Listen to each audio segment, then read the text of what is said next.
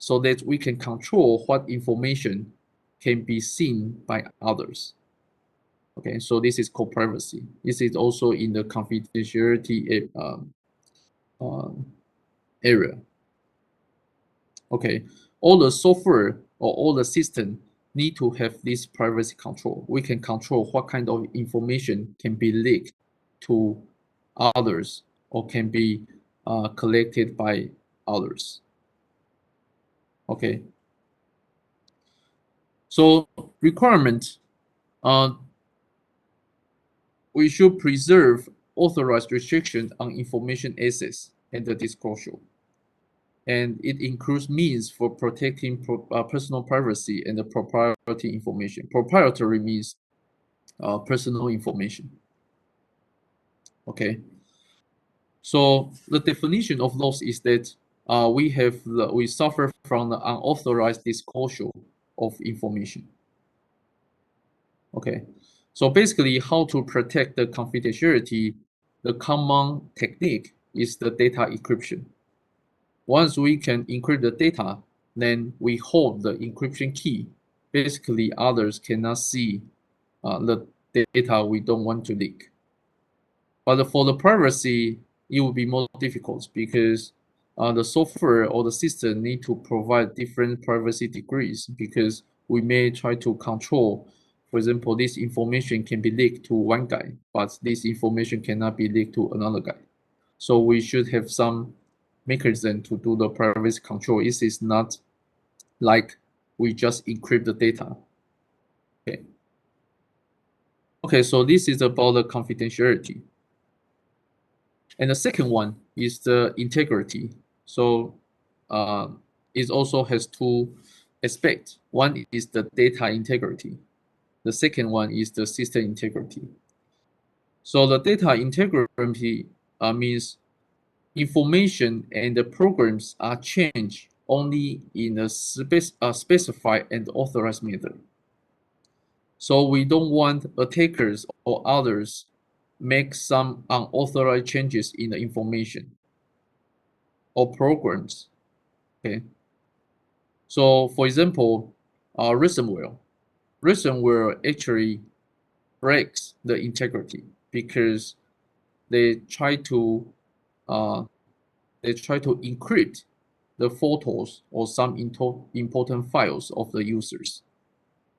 Okay, because this encryption is not intended by the owners. Okay, so this encryption is considered as an unauthorized change for the files. Or some web content is maliciously altered. For example, attackers put some unauthorized content on the website. This is also considered the break of the data integrity. Okay, and the second is the system integrity. A system performs its intended function in an unimpaired manner. So attacker may try to change the system behaviors when the attacker intrude to the system. Okay, so for example, some virus may change the system behavior. Okay, for example, last time we talked about DDoS based on the Mirai malware. Basically, attacker change the system behaviors because they command IoT devices to uh, flood the traffic to the DNS server. Okay, basically, it is considered as the breakage of the system integrity because it changed the system behavior. Okay. So the requirement, we want to guard against improper information modification or destruction for the data integrity. Okay, and it also includes ensuring information non-repudiation and authenticity. Non-repudiation means someone cannot deny the validity of something. Okay, for example, someone signs a contract, so this guy cannot deny the validity of this contract. Or some guy does something in a system, this guy cannot refuse to refuse this action is done by himself. So to achieve this non-repudiation, so usually we would like users to log in to a system before doing anything, because we can trace back to um, we can trace one action back to a user if this action is bad. Okay, so this is called non-repudiation. The user cannot refuse to uh, the cannot refuse the validated of something. Okay, and authenticity. So um, we should be able to uh, um, we should be able to ensure the authenticity of the data. For example, to make the authenticity of the data, we can do some integrity protection. Okay, for example, we can use the hash, then generate an authentication code, so that once we receive the data, we can check whether this data is tampered or not. Okay, so we can do this check, means we can do the authenticity for the data. Okay, so without the integrity protection, actually we do not know whether the data we receive is authentic or has been tampered by others or not. Okay, so to provide this integrity, we need to ensure information to be authentic, information authenticity. So the definition of loss means we suffer from the unauthorized modification or destruction of information, or the modification or destruction of the system. Okay. So the third one is the availability. So this is kind of this is related to the denial of service. Okay. So if we suffer from loss of availability, then it is considered as the denial of service. So assurance, the system work properly and the service is not denied to authorized users. Okay. So if some authorized user cannot access the system, then we consider the availability fails. And moreover, it is not only about the denial of service. Okay. If the system becomes very slow due to the attack, then we can also consider the availability fails. Okay, so we want to assure the system works properly. Okay, without slowing down due to some uh, malicious attacks. Okay, so the requirement, we need to ensure timely and the reliable access to and the use of information. Yeah, so definition of loss is the disruption of access to or use of information or an of information system. Okay, so this is about the information and the system, data and the system. For example, the data cannot be accessed from a database. It is also considered loss of availability. If the system cannot work normally to provide some service, then it is also considered loss of availability. Okay, so these are the three major objectives we consider in the computer security. But actually, these three objectives may not cover all the security properties we care about in the computer network, in the computer area. So other two concepts are also proposed to a computer security picture. So the first one is the authenticity. So for the authenticity, the property should be genuine, okay, should be true, authentic, and able to verify and trust it. So actually, we just talk about authenticity in the integrity category, but actually there we only care about the data and the system. But actually, we miss one thing, is that the originator should also be authentic. We should be able to verify who sent out the data we received. Maybe this data is sent out by one attacker who spoofed to be one uh, another person.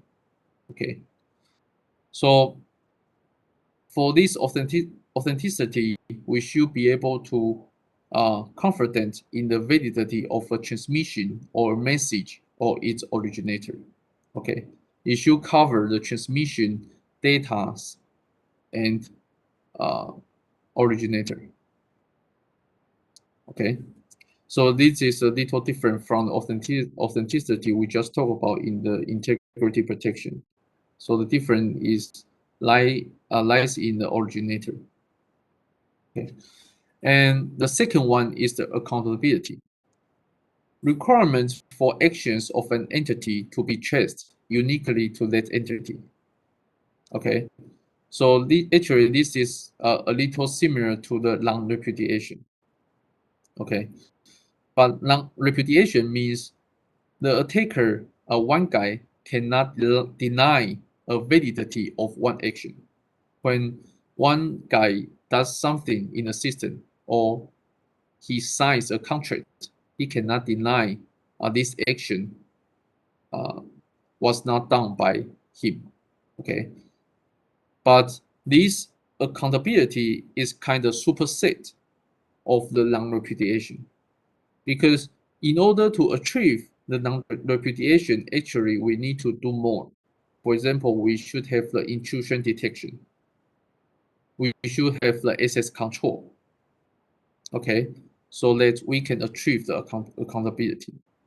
For the accountability, we should be able to trace a security breach to a responsible party.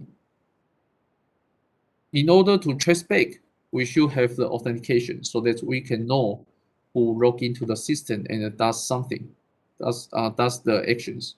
Okay, and we should have the access control, and we should be able to have the intrusion detection.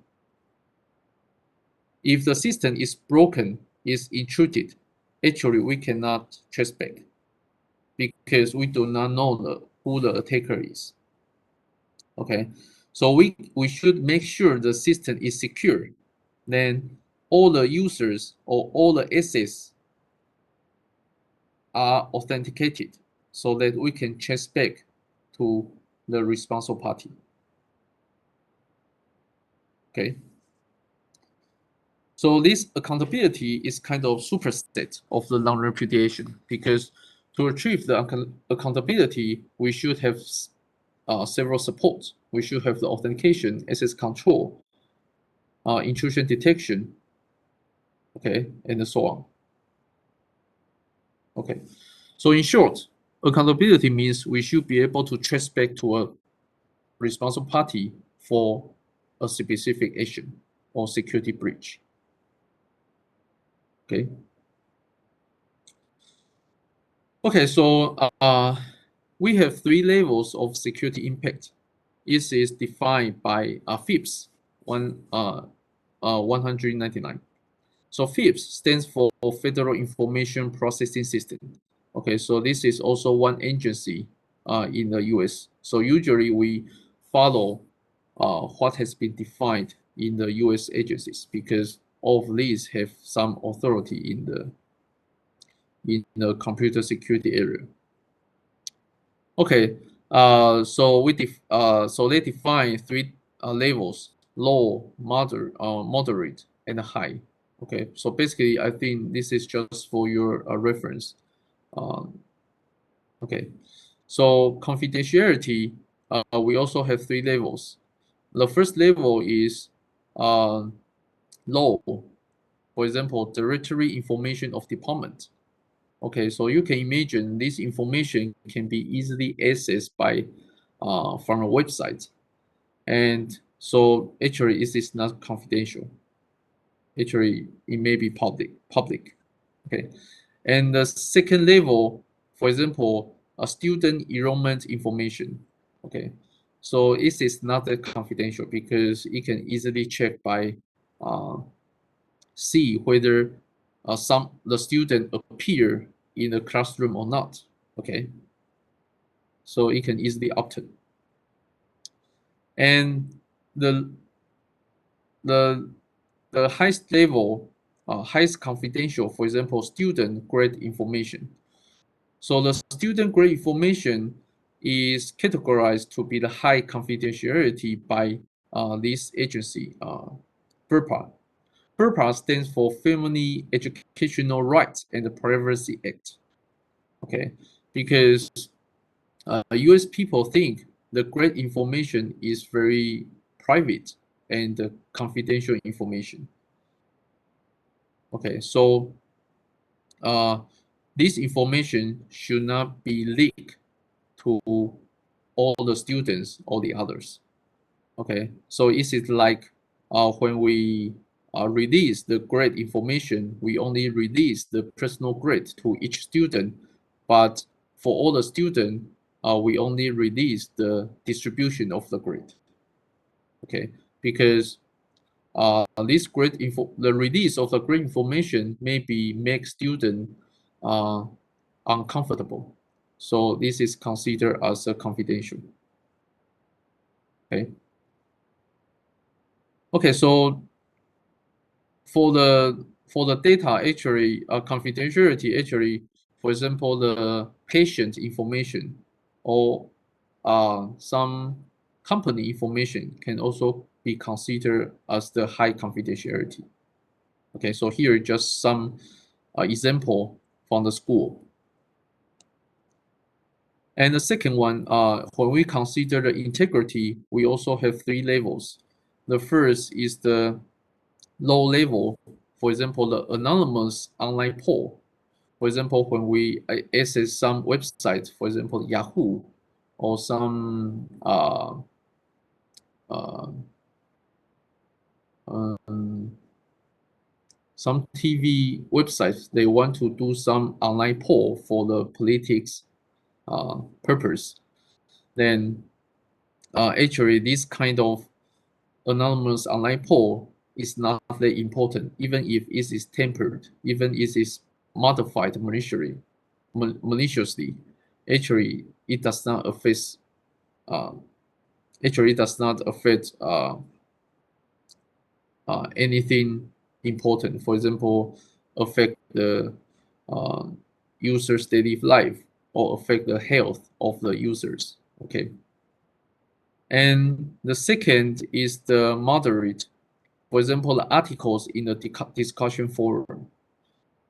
So maybe someone published the articles in the discussion forum.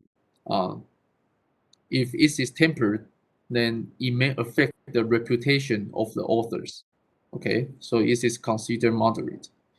Then for the high, for example, the patient allergy information. If this allergy information is tempered or is modified maliciously, then it may affect the health of the patients, or it may cause the patients to be to die. Okay, so this is why it is considered high integrity.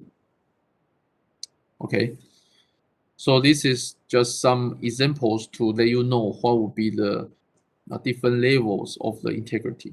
And for the availability, the low one is about the online telephonic directory lookup application. Okay, so this kind of application actually, even if it is attacked or is being shut down, actually it does not affect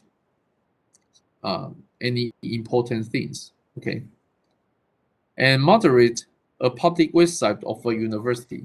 This is a little more important. For example, when someone want to look for university to apply, then actually this information is important. Okay, and for the for the high availability, for example, the authentication services or for critical systems, for example, the bank or the hospital. These critical systems are important. Without this critical system, actually, um, for example, the hospital cannot know the allergy information of the patients, and they may give the wrong medicine. Or for the bank systems, without this bank system, maybe uh, the users cannot do the money transfer, which may be critical to their companies. Okay, yeah. So these are three levels for those three major objectives we care about. Okay, so these are just for your reference. This is just for you, give you a sense about there are some different important levels of these three objectives. Okay. Okay, so why is it so challenges about the computer security? The computer security is not simple. So when we talk about we have three objectives, it seems it is quite straightforward. We just want to provide the confidentiality, then we can adopt some encryption mechanism. Or for the integrity, we can do some integrity protection using the authentication code. For the availability, we just need to make sure we have many servers and to prevent the denial of service. So it seems it is quite straightforward, but the mechanism can be quite complex. And it is not simple. The reason is that because we have so many systems and the technologies. And moreover, technologies involved. Before we have, for example, we have Wi-Fi 5. Right now we have Wi-Fi 6. And before we have 4G, 3G, 4G. Right now we have 5G. With different technologies, we may have different uh, um, security vulnerabilities. And moreover, when we implement a new system or a new technology, we may have the implementation bugs. Okay, so when the system evolve and the technology evolve, actually we always have the new security vulnerabilities from this new system and the technologies. And one important thing is that actually when we consider security, we also need to consider the other two goals, performance and the convenience. We cannot sacrifice the performance or the convenience. This means we cannot invest all the resources on ensuring the security. Because if the system performance is bad, actually the users do not want to use it. And moreover, the security manner needs to be convenient. For example, when we try to access one website, we don't want a very complex security method. For example, we need to input two or three passwords, and we also need to use a, uh, uh, smart card, okay, and use a card reader to access the website, okay. So we don't want the security measure to be very complex. If this is not convenient, actually user would rather not use it, okay. So to consider the computer security, usually we try to strike a trade-off between security, performance, and convenience. And moreover, security threats can come from many aspects. Okay, so we will talk about this later. Okay, and one must consider potential attacks. These potential attacks may be unexpected. Successful attacks look at the problem in a completely different manner. And usually successful attacks can exploit an unexpected weakness.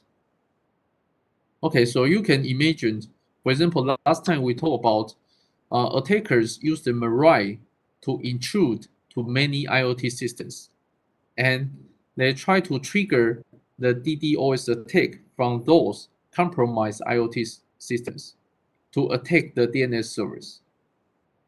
Okay, So for the designer of the DNS server, actually, the designer of the DNS server just want to make sure those DNS servers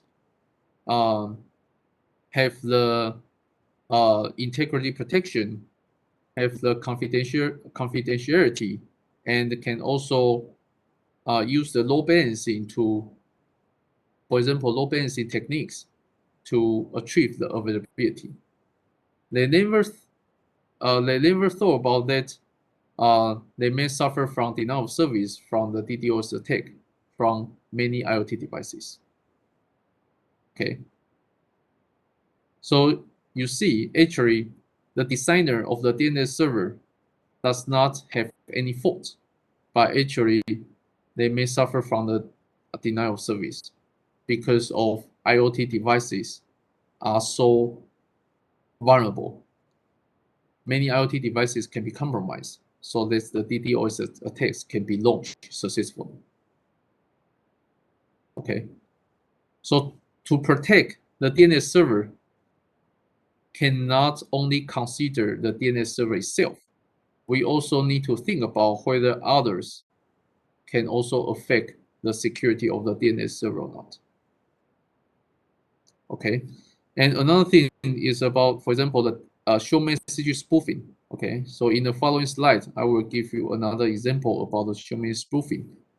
Okay, how it affects other applications when other applications consider um, um, um, they are secure. Okay, so procedures are usually counterintuitive. Typically, a security mechanism is complex. So it makes sense only when the various aspects of the threat are considered.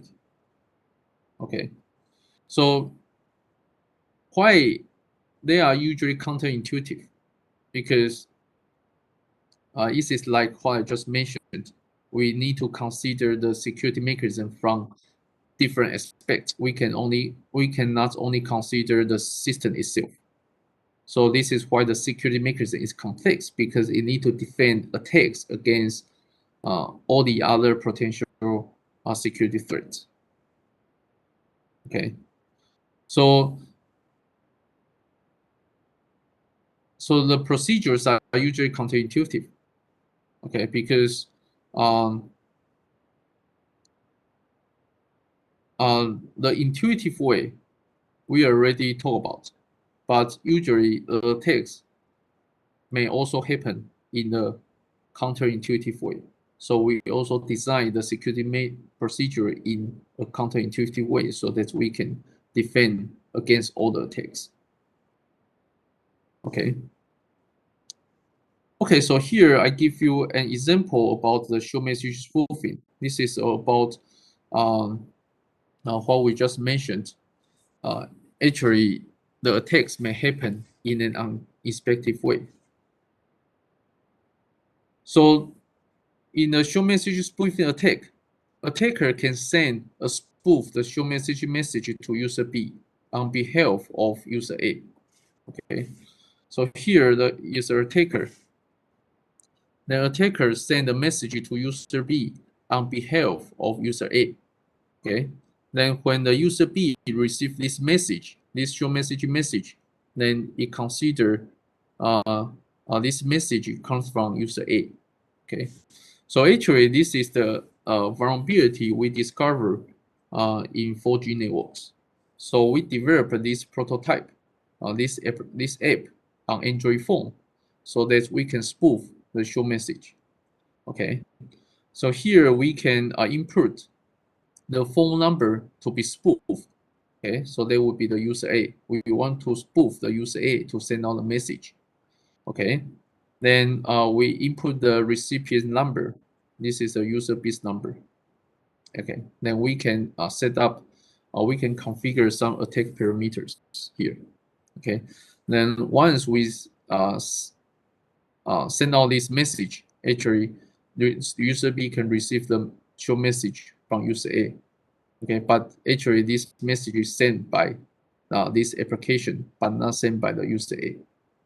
Okay, so what security objective is not achieved in this case?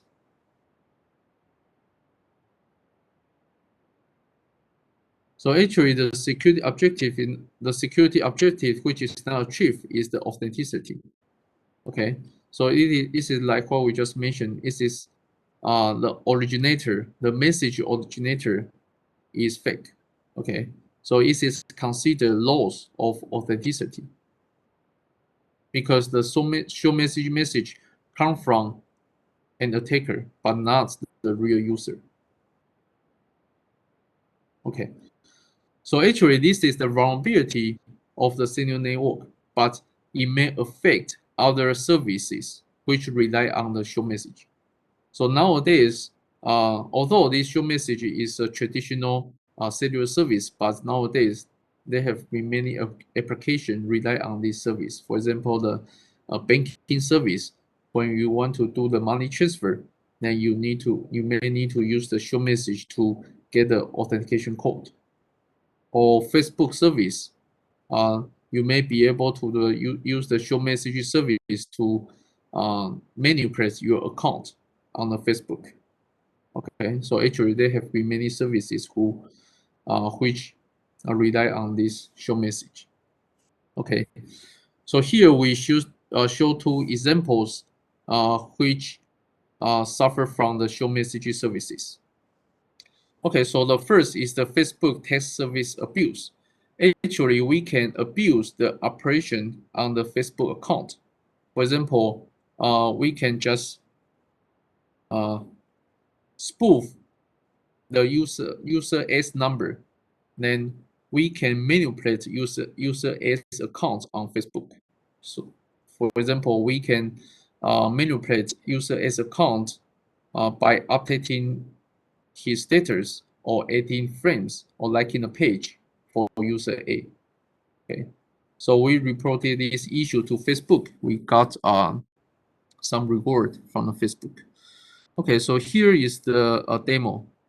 Okay, to show you that actually we can successfully done show message spoofing against Facebook user. Okay, so here what we want to do here is that the victim is Scott. Okay, so here you can see Scott does not have any frame. Then we have an attacker who is called research3. So here we want to add attacker to be a friend of a Scott, but the Scott does not need to do anything. All the things are done by research3. Okay. Okay, so initially we check the friends of the Scott. Actually, it does not have any friend. Then we use this application to add the friend research3, okay, on behalf of the Scott. So here we check that actually this research3, which is who is the attacker, does not have any add friend approval request. So here we can use that application to send out this request on behalf of the Scott. Okay, so we send out the request. Okay, so here you can see we research3 got add friend approval request. Okay, so why Facebook uh, think this request coming from the Scott? Because we spoof the Scott's number. Okay, we spoof the Scott's phone number. So I think this request come from the Scott. Okay. Then we do the confirmation. Okay. Then we go back to check the Scott's Facebook. Okay, so we refresh the web page. So here you can see the new friend appears in the Scott's friend list. Okay. So here is one example that actually the Facebook does not imagine it may suffer from the attack because it assumes the cellular network is very secure, but actually it is not. So this is also one example that in the computer security area, you should not assume anything is secure. So it is like nowadays the U.S. Actually the U.S. I think it should be a government or some one organization propose that zero trust. Okay, so we should not assume anything is secure. Any actions we need to authenticate and validate any actions appearing in the system. Okay. Okay. Another example is the unauthorized money transfer. Okay, because in the U.S., we can donate money using the show message. So if the scheduled network check actually this message come from your phone number, then you will donate money on behalf of you from your phone bills. Okay, so this is called unauthorized money transfer. Then it can also be launched using the show message spoofing. Okay, so here you can see we can type read close, then we will get the confirmation message. Okay, so how can we launch this attack? So still we use the app we develop uh, for the show message spoofing. Then we text the read close to line 90999. Okay, so this is like we use this app. Then recipient number we use 90999. Okay, so this is a short code for the read close because the operator want to make the service more convenient, so they provide a short code for some internet services. Okay, so we can put the 90999 here. Then we put the read close. Okay, then we can send a message uh, to the operator. So for here, we spoof the user A's number. Okay, then operator will think user A want to donate money.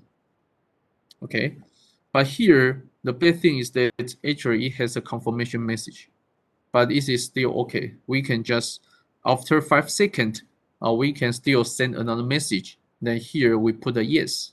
Okay, then the operator will charge user A for $10 in the donation for the donation. Okay.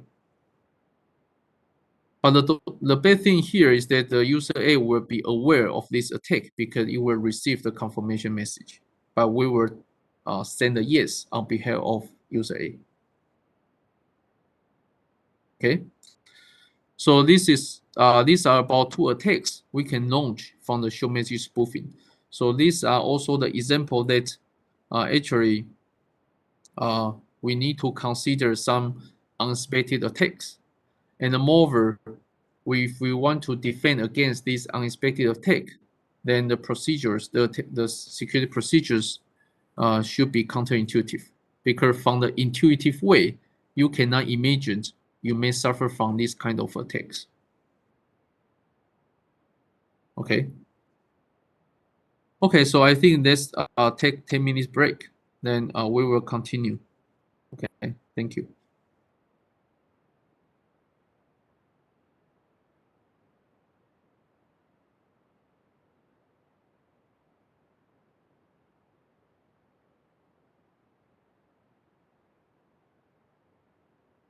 By the way, if you have any questions, you can type in the chat room. I will answer them later.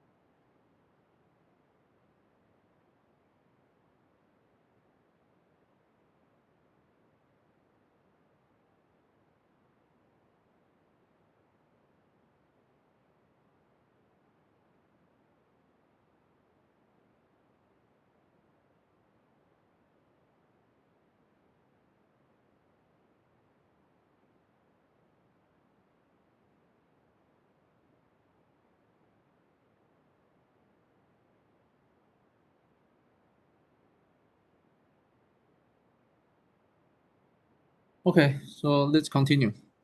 Okay, so next, we are going to talk about the challenges of computer security. Okay. Let's see. Okay. So we have talked about the computer security. We have shown that computer security is not that simple, and the computer mechanisms are complex. And why it is complex? Then the first thing, when we want to set up the security mechanism, then we need to decide where to deploy mechanisms, at what point in the network. For example, in the computer, in the routers, or in the gateways. At what layers of an architecture. Okay. For example, at the network layer, transport layer, or MAC layer. So all these are the actually uh, actually at many at all the points and all the layers, we already have the security mechanism. But sometimes we may still suffer from the security threats. Then you may think about which at which layer it would be more appropriate. For example, uh, for the different layers, at the main layer, for example, for the Wi-Fi, we already have the WPA3. In the network layer, we have the IPsec. In the transport layer, we have the TLS. Okay, and for example, for the network routers, we also have the firewall. At the network gateways, we may have the intrusion detection. Okay, intrusion prevention. So actually, for all the points and the layers, we already have some security mechanism. So once you suffer from security threats, then you may think about at which point, at which layer, then the cost can be uh, the smallest. Okay, to defend against this attack. Okay. So when we consider the mechanism, we also need to uh, consider the algorithm and the security information. Okay, so how to create, distribute, and protect the secret information. Okay, for example, when we want to set up the TLS security association, actually we have handshake. Okay, right before the uh, we have a handshake for the establishment of the security association for the TLS sessions. So that during that handshake, two ends can exchange what kind of algorithm they support. Okay, they can also exchange the key. Then they can use this secret information to set up the TLS security association. And for example, for the 4G and the 5G networks, how they exchange the secret information. Actually, uh, once when you apply for an account to get the SIM card, they already install the algorithm and the key in your SIM card. So both SIM card and the core network have the key and the algorithm. So once you attach your phone to the network, then they can directly set up the security association based on the algorithm and the secret information shared by SIM card and the core networks. Okay, and moreover, rely on the underlying protocols may complicate the development. Okay, so this is like I just mentioned. We have the WPA in Wi-Fi. We have IPsec in the network layer. We have the TLS in the transport layer. So uh, we can see that all these protocols are independent. TLS in the transport layer does not rely anything on the network layer. The IPsec does not rely anything uh, in the MAC layer. So that, for example, IPsec can be applied for all the underlying protocols. IPsec can be used for the Wi-Fi network, can also be used the 5G network, can also be used for the Ethernet, because they do not have any dependency. So if the protocols, security protocols rely on the underlying protocols, would be more complicated. For example, let me give you an example. For example, if one security mechanism rely on the time limit on the message transmission, for example, when it has a timeout mechanism, once timeout triggered, then the security mechanism consider it is denial of service. Okay, so it will make the protocol more complicated because uh, for different network technologies, actually they have different network delays. For example, for the Wi-Fi, for the YG, for the 5G, or for the Ethernet, or for Bluetooth, actually they have different delays. Then these security protocols may need to detect what kind of technologies are being used. Then they will set up different timeout values for different technologies. Okay, so it may need a cross-layer solution. For the Wi-Fi, it will set up the timers, maybe for example 10 milliseconds. For the 5G, they may set up the timeout to be 2 or 3 milliseconds. For the Bluetooth, it may set up the delay to be maybe 20 or 30 milliseconds. Okay, so you can see it may need a cross-layer solution, need to know the underlying protocols, and you also need to configure different parameters for the underlying protocols. So this is why we say that when the security protocols rely on the underlying protocols may complicate the development. Okay, so later on when we introduce the TLS, IPsec, and WPA3, then you can see that actually all of them are independent. They do not rely on the underlying layers or protocols. Okay, so another challenge is that a battle of wits between attacker and the admin as follows. For the attacker, when we want to find a security flaws or vulnerabilities, actually we just need to find holes. We just need only find a single weakness so that we can intrude to the system. We can launch the attack. But for the designer, it is more challenges. We need to consider all the aspects. We need to close all the holes. Okay. We need to eliminate all the weakness. So this is why for the security designer, it is much more challenges than the attacker. Okay. Okay. And moreover, even for nowadays, computer security becomes much more uh, important and becomes well known for the people, but users are still do not spend too much effort or cost on the security because users always think that they will not suffer from this kind of attack. They were not they so lucky to get the to suffer from the security threats. Okay, so users do not perceive benefits until security failure. When users suffer from a security failure, then they become to think this is important, then they are willing to spend efforts on the security. Okay, but most of users do not uh, think in this way. Okay, so this is why attackers always have targets to do the attacks. And the another challenge is that we need the constant monitoring.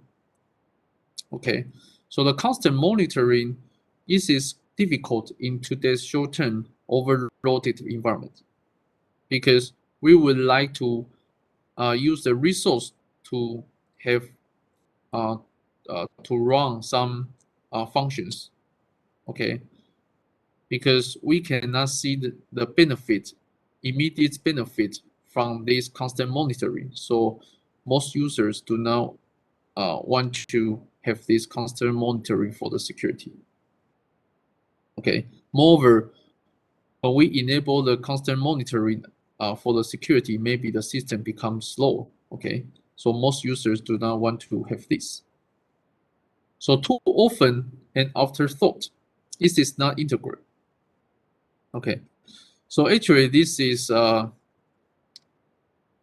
usually this is how the people build a system, because when we try to build a system, for example, when you try to work on your project, we always what we always think is that we want to make the system to work, to run successfully.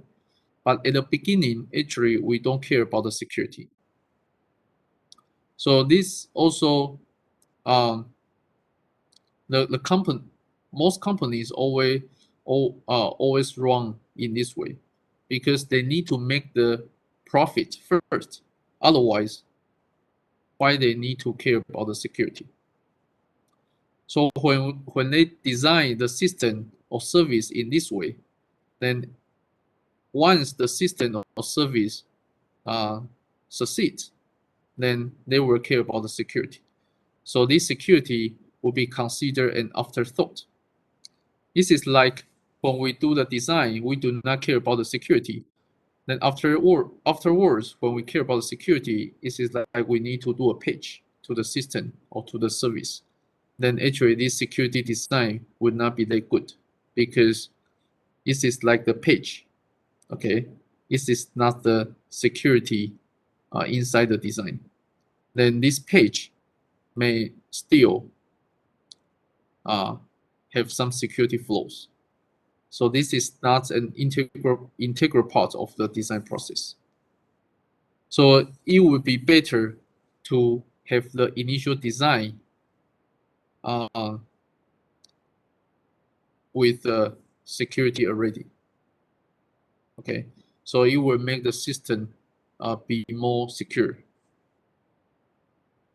Okay, so uh, actually, this can also be observed in um, in our real life. For example, when we use the Windows or other operating systems, actually you need to keep updating the pages, because some implementation bugs can be found.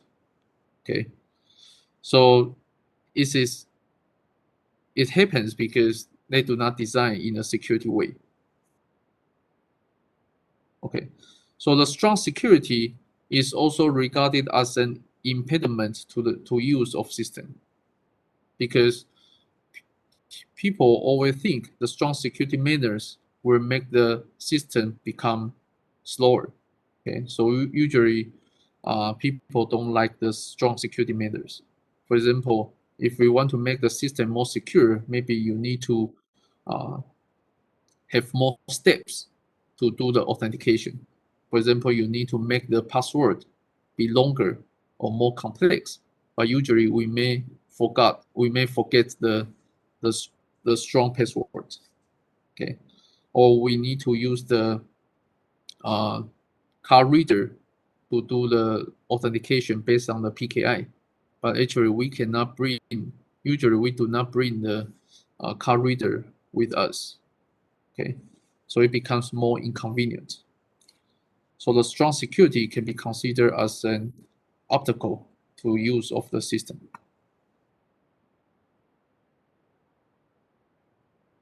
Okay, so here let's consider a model for the computer security.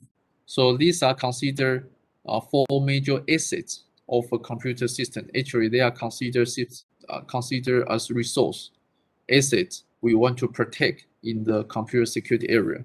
The first is the hardware, for example, the server, PC, laptop, okay, storage. All the devices related to the computer are considered as the hardware asset. Next is the software. It can be applications, operating systems, system utilities, firmware, okay, drivers, all these are considered as software assets. And data, files, database, any uh, uh, for example, the security related data, for example, password files, okay, are considered as data. And the last one is the communication facilities in the networks. For example, the routers, Wi-Fi networks, 5G networks, all these are considered assets because once these communication assets are attacked, maybe you may suffer from the denial of service because you cannot access the internet. Or once these communication networks are attacked, maybe uh, your transmitted messages may be stolen or tampered. Okay, so this is why these communication facility and networks are considered also as one asset we need to protect. Okay, so these are the assets we want to protect. So let's take a look at the vulnerability in the model of the computer security. So vulnerability means the weakness of the system resources. So when the system resources corrupted, that means we have loss of the integrity. Okay, corrupted maybe the behavior, the system behavior have been changed, or the data have been tampered. Okay, or the data have been encrypted by the ransomware. Is considered as corrupted. So it is loss of integrity. So next is when the data or resource are leaked, then it is considered as loss of confidentiality. Okay, so basically these are three objectives we want to achieve in the computer security. For example, loss of availability. This is not only about unavailable, but also about very slow. So some attackers may try to make the service to be very slow, then the user are not willing to use the service. Okay, so these are also considered loss of availability. The threat capable of exploiting vulnerabilities. Okay, so threats means the it has a potential harm to an asset, but actually the attack have not happened. The exploit, the vulnerabilities have not been exploited to launch the attack. It just has some potential harm to an asset. So it is called threat. Okay. And next, the definition about the attack is that a threat that has been carried out. Okay. So this is a difference between threat and attack. Attack means some actions have been done so that some assets have been uh, have been have suffered from loss of integrity, confidentiality, or availability. But threat means it has this kind of potential, but the attack, the actions has not been done. Okay, so the attack can be classified into these four categories. The first is the passive. Passive means it does not affect system resources. It is like we can use a Wi-Fi sniffer to eavesdrop the packets transmitted by the Wi-Fi devices. Okay, or we can use a monitor uh, uh, on the router. Okay, so we can intrude to the router, then try to uh, install a monitor application on the router to monitor the traffic. Okay, so this is called passive because we do not affect the system resources. We just try to learn or make use of information. Okay, and active means we alter system resources or affect their operation. For example, we try to install the malware on the machine, then the malware may try to change the operation of the system. Okay, so usually passive, if we want to make the attack to be stealthy, then we will use the passive attack, because the active attack may be aware of the user, because they may be detected by the log or may be detected by the antivirus software. Okay. Okay, so another category is about the inside attack. Inside attack means this attack is done by an authorized user. Okay, for example, you have an account of one system, then you install one malware developed by you on the system, then this is called inside attack. Or doctors release patients' information to outsiders. This is also called inside attack, because doctor actually has authorization of the patient information access. Okay, and the last one is the outside attack. The system is attacked by an unauthorized user. So usually it is done based on some software vulnerabilities. Okay, and the last one, countermeasures. Basically, countermeasures are about solutions. The methods or means we use to deal with the security attacks. Then we can prevent attacks, or we can detect them and then recover. Okay, so countermeasures can be classified into several categories. One thing is to prevent attacks, but another countermeasure is to detect the attacks. Once to detect attacks, then we can keep track of, we can trace back to what have happened and do the recovery. Okay, so this prevention, detection, and the recovery, all of them can be considered as countermeasures from different security aspects. Okay, but sometimes countermeasures may itself introduce new vulnerabilities. For example, the common one is that when you implement these countermeasures, you have implementation bugs. You write the buggy code, then it will introduce new vulnerabilities. Okay, so this is very common. So next, about the countermeasures, actually residual vulnerabilities may remain, because even if we can prevent attacks, but we just try to reduce the impact of attacks, but we may not be able to complete, eliminate all the vulnerabilities. Okay, for example, when we drive the car, then we will use the seat belt to reduce the overall probability of the injury in the car accident. But can the seat belt can remove all the vulnerabilities or not? The answer is negative, because maybe if you use the seat belt, then once you encounter the file in a car accident, then the seat belt may may throw you from running away from the car. Okay, so this can be considered as the residual vulnerability of the seatbelt. So the same thing in the computer security. Even if we can use this countermeasure to remove some vulnerabilities, but some vulnerabilities may still remain, then these vulnerabilities are called residual vulnerabilities.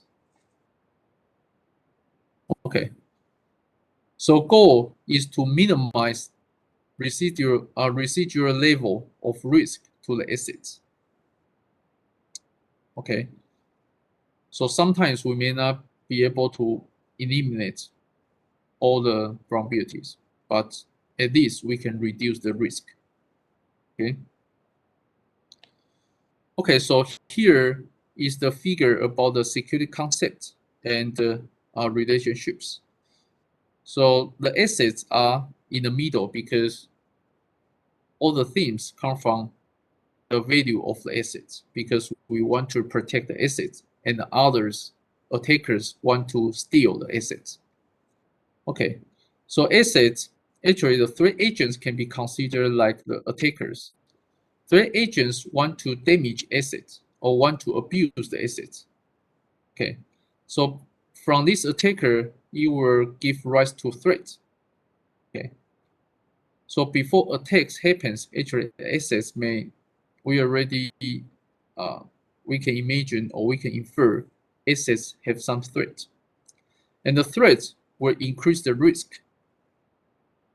Okay, then for the owner, since the owners value assets, they think the assets should have some values. Okay, so we want to protect the assets. Then the owners will propose the countermeasures. So these countermeasures can reduce the risk. It may not be able to completely remove the threat, but it can reduce the risk. Okay, so owner wish to minimize the risk to the assets. So when you reduce the risk, then the assets may not be abused or damaged by the attackers. Okay, so this is the complete picture for the security relationships. Okay, any questions?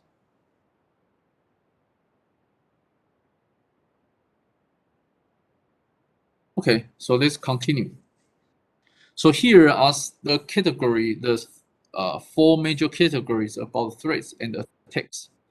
So actually here, for example, uh, this is the threat consequence. Then we have several threat actions. So actually, each threat actions represent a different attack method. Okay, so the first one, unauthorized disclosure. So this is the threat. These are the threats to confidentiality. Unauthorized disclosure, this means the data are disclosed to some unauthorized persons, right? Okay, so the first one is exposure. Exposure means um, the users who own the data or who can access the data expose the data to others who are not authorized. Okay, so it is called exposure. So interception means this is like we set up a sniffer, so we can intercept the data from the wireless channel. So this is called interception. But both of them are considered as unauthorized disclosure. Okay, and the third one is the inference. So inference means we try to infer the data information from traffic patterns or repeated queries. So this is like, for example, the simplest example is that when we, for example, when we want to uh, access one website, then the website requests to uh, you need to input the user account, user credentials, so that you can log into the website, but you do not have that user account. So maybe we can use the inference to infer um, to infer the user account from that website. For example, we can keep guessing the password. Then if the website give a bad result, then we can know whether this password is correct. This password is correct or not. Okay. For example, we keep inputting the password. Then when we input the bad password, the website will respond that this password is incorrect. Okay. Then we can keep guessing. Okay. Then so right now you can see for most websites, they do not clearly mention whether the password is correct or not. You will always mention username or password is incorrect. so that you are not able to be sure whether the username or password is incorrect. Okay, so this is considered as repeated queries. You can do the you can do the queries to you can keep generating the queries to the database so that you may be able to guess some information which is not authorized to you from the database. Okay, so we will talk about this in chapter 4 about the database security. Okay, and here inference, you may try to infer the information from traffic patterns. So for example, we may set up a sniffer on the wireless channel. So when we see a very small size of packet, then we may be able to infer that these users may have the VoIP call because only the voice have a small packet. Okay, so this is just for example. Then right now, actually some researchers use the machine learning to learn the traffic patterns, then to infer the user behaviors. Okay, so all these can be considered as inference. Use some partial information to infer the unauthorized information. Okay, and the last one is the intrusion. Okay, so we can directly intrude to the system to get the data. Okay, so the example is that, for example, we can use the Trojan horse.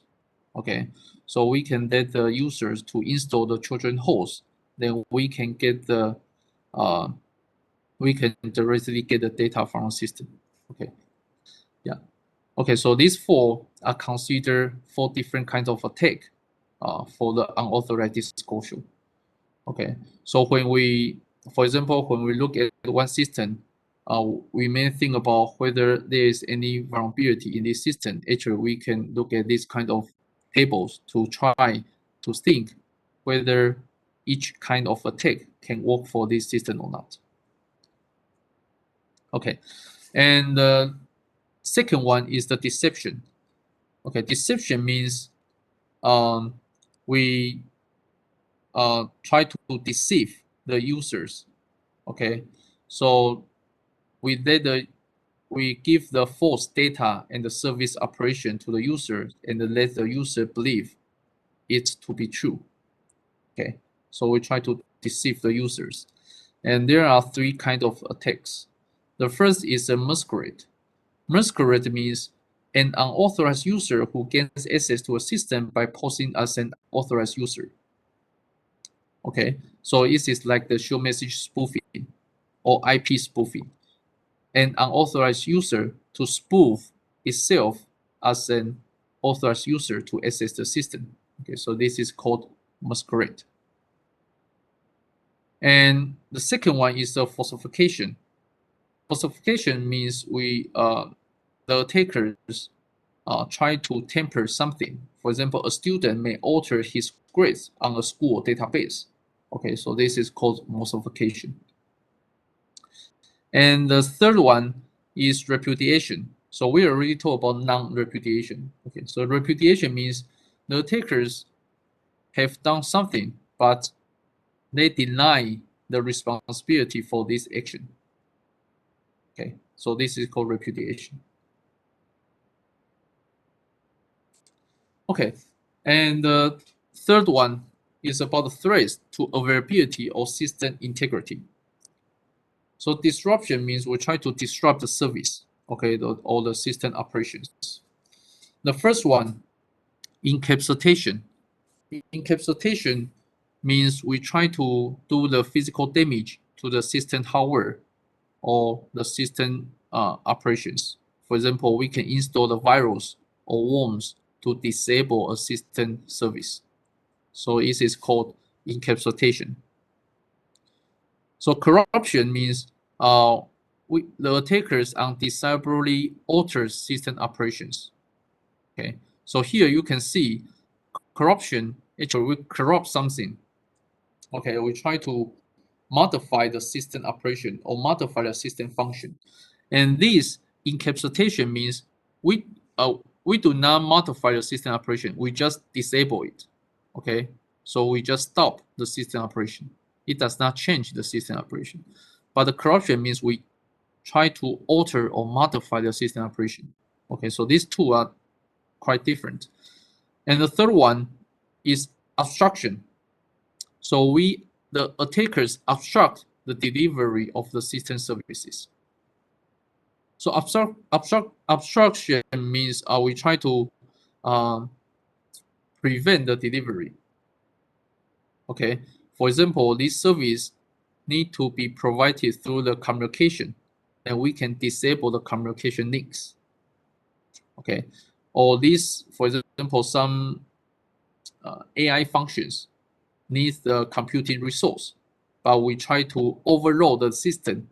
Okay, try to get all the resources so that the AI function cannot function normally. Okay, so this abstraction is also different from the first two.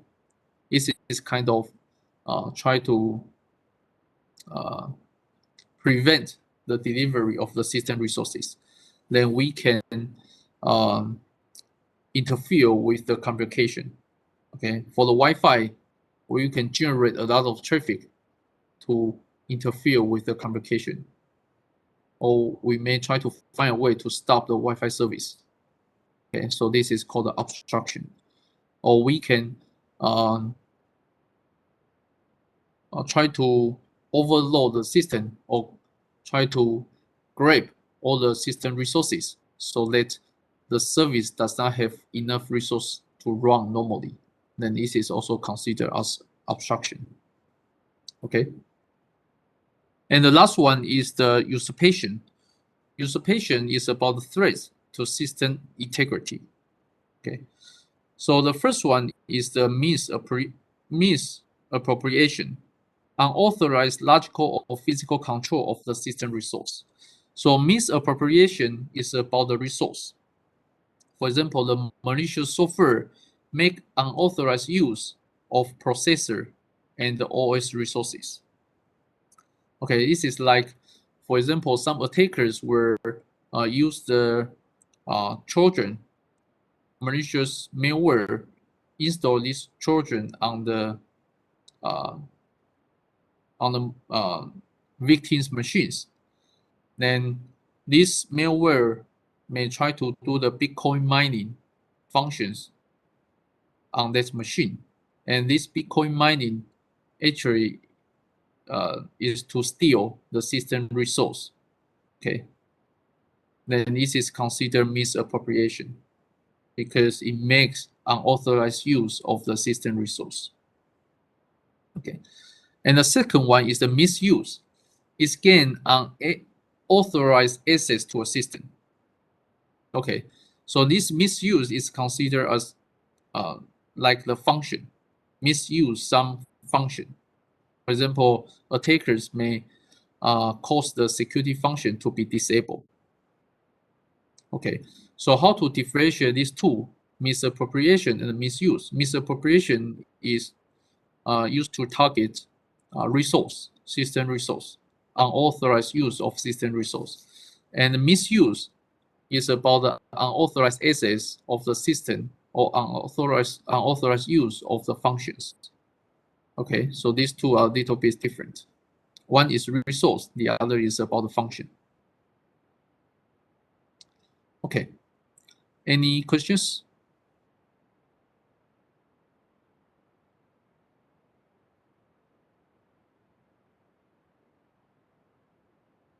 Okay, so if not, let's continue.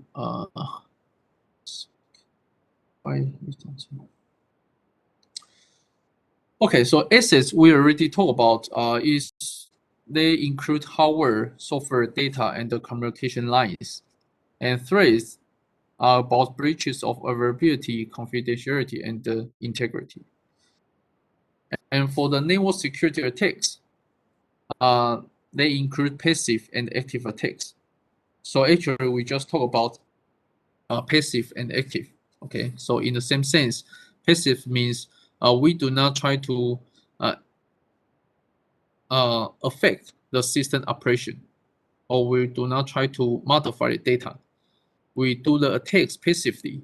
So we may try to eavesdrop on the wireless channel or the system, or try to do the monitoring. Okay, so two types of this passive attack. One is the release of the message content, and the other is the traffic analysis. Okay, because we try to do the eavesdropping and the monitoring. So what the attackers can do is try to get the message content, or try to do the traffic analysis to infer something related to the victims. And the second one is the active attacks. We do something to modify the data system or use the system resources. Okay, so there are four types for the network security attacks. One is the replay. Actually, we can get the message, then try to replay the message to the machine, to the victim. Or we can do the masquerade.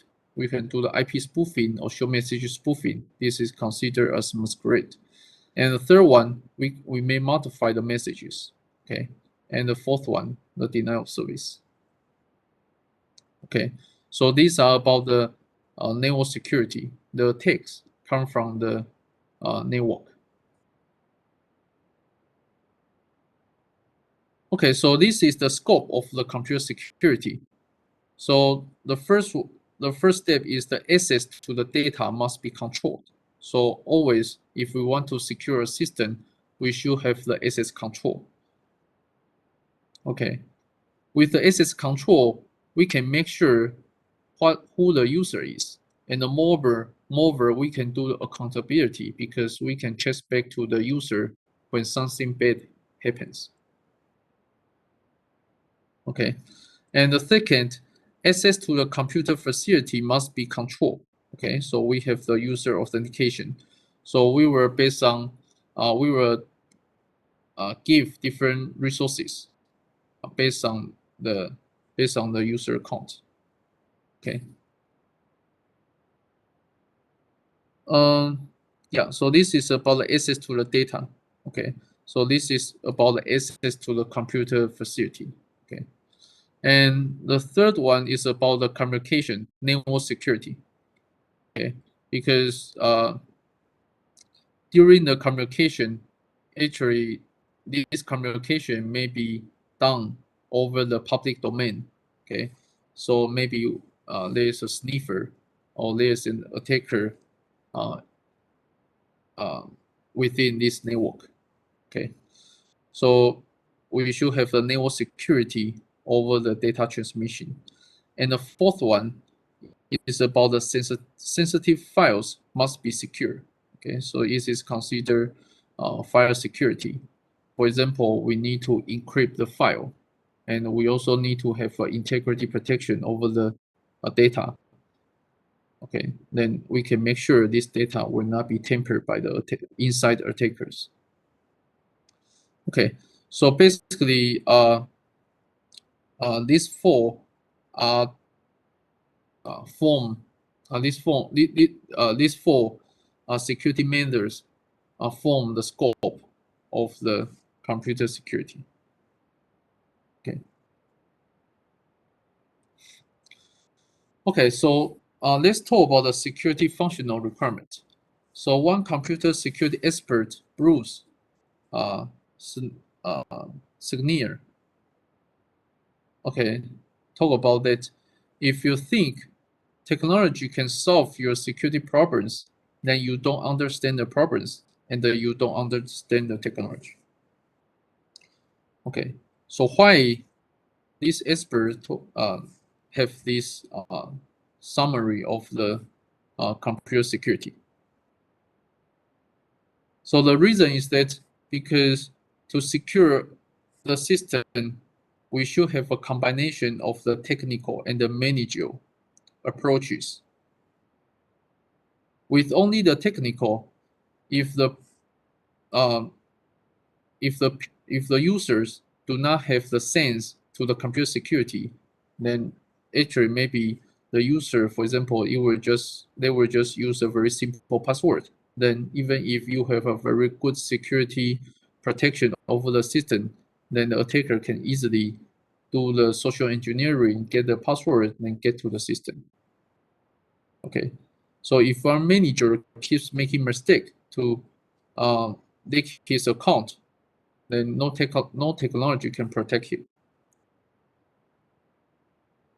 Okay, so here just want you to realize actually technology cannot solve all the security problems. The users need to be trained and need to be security aware so that the system can be secure. Okay, so we need to combine the technical and the managerial approaches.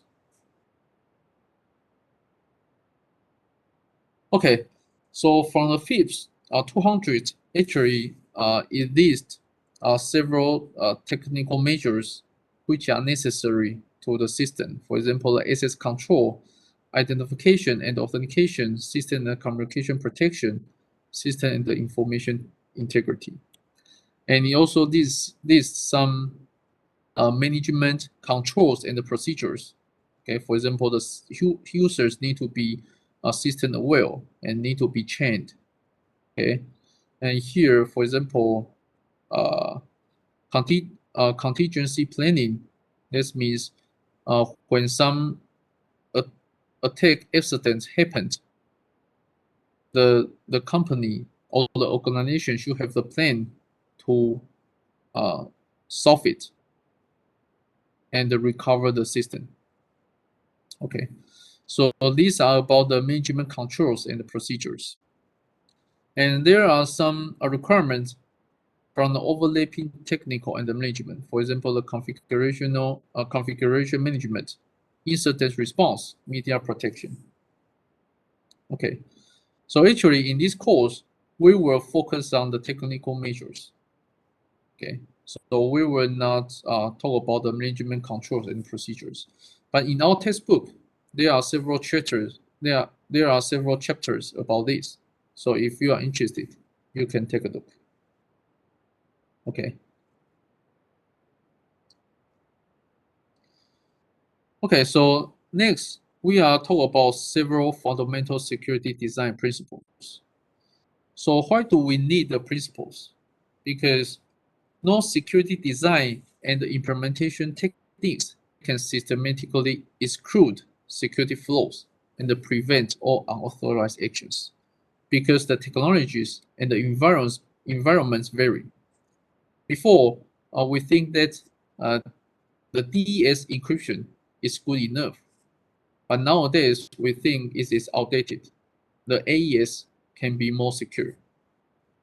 So when the time evolves, actually the techniques may become outdated.